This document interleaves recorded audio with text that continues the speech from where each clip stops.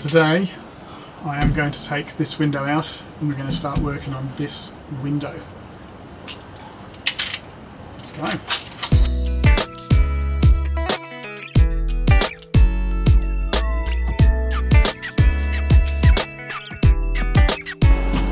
So I've taken off the rubber around here.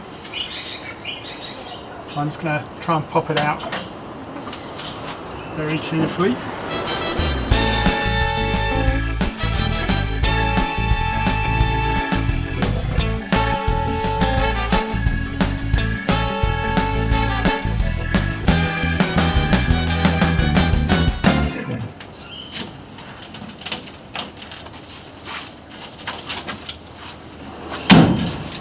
There we are. Windows out.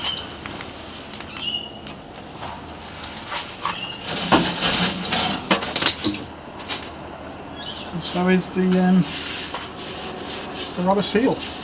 Okay, so today I am going to do a little bit of repair on the back window of the Kombi, and I'm just going to show you the whole process. Along the back here you can see there's some really bad rust that clearly needs to be cut out.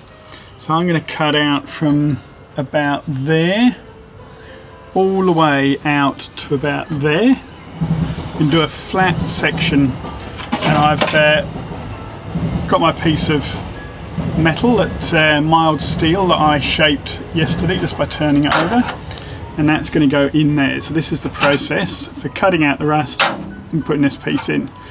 So just to have a look at the equipment that we're going to use, I'm expecting to use most, if not all, of these tools, which might seem a bit excessive.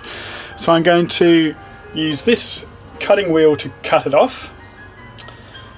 Then I'm going to use some tape to help me stick the piece of metal into the hole. I'm going to use the files probably just to clean up the cut where I've cut out with a cutting wheel.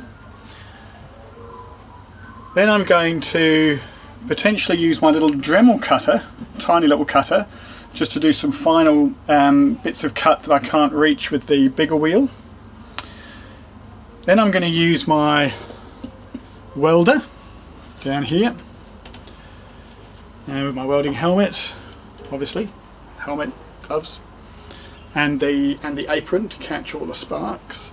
So I'm going to use my welder to weld the piece in, and then once I've welded it in, I'm going to grind it off with this wheel to make it a bit flatter. I might do some finer grinding either with my die grinder with this tip on, or with the air tool grinder with this tip on. I may even do some wire brush and strip it wheel cleaning as well. And then of course I'll be using the obligatory PPE, so I'll probably wear a mask the whole time because I'll be grinding lots of little bits of iron filings and then the fumes from welding, so I'll probably wear this the whole time. I'll certainly wear the headphones, the earphones, ear protection for all of the grinding and cutting. I've got my glasses so I can see what I'm doing, and then the safety glasses to stop sparks and bits going in my eyes, and I've got my gloves.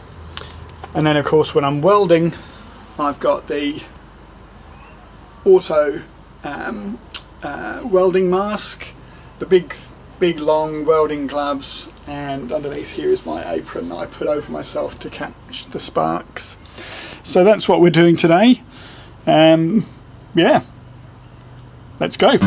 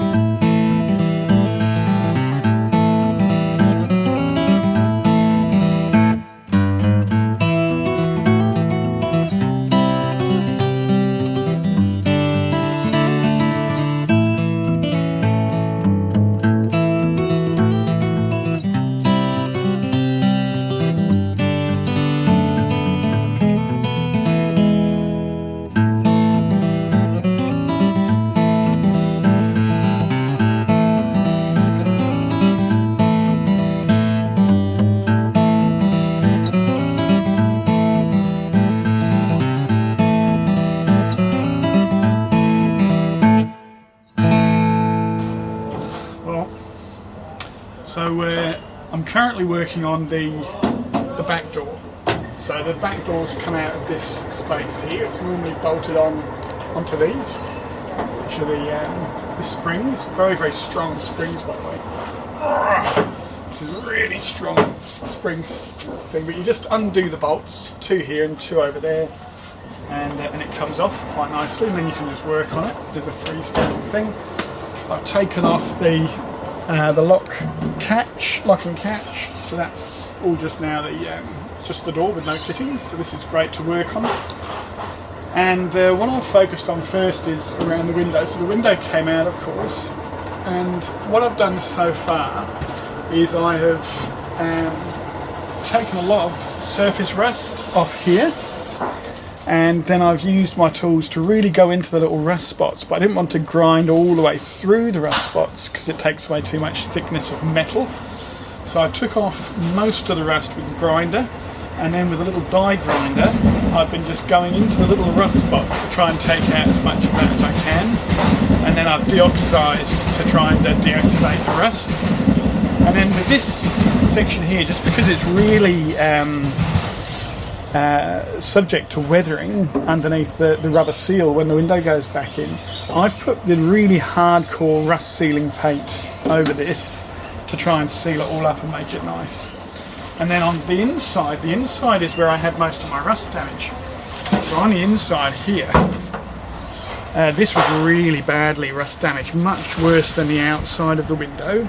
So underneath where the rubber seal was, but on the inside. So I've actually put 4 separate plates in here. I've got a very small plate here, which you can't see, but because I put some filler on it. I put quite a long plate in from here all the way up to there. I then put a smaller plate in here where I had to do a bit of a fold, and then another little one just over in the corner here.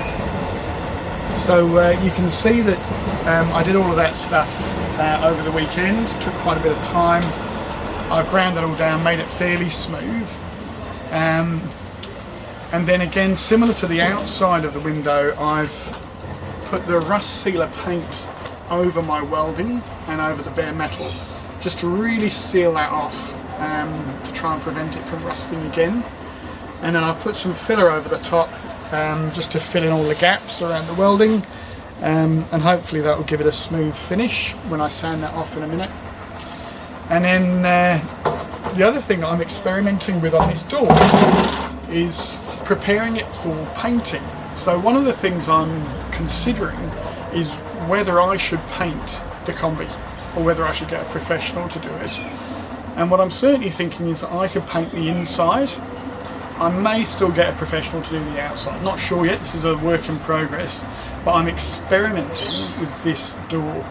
So what you can see I've done is I've taken off the paint, or most of it so far, not all of it, just with a zirconium flap disc on my grinder, which takes the paint off beautifully.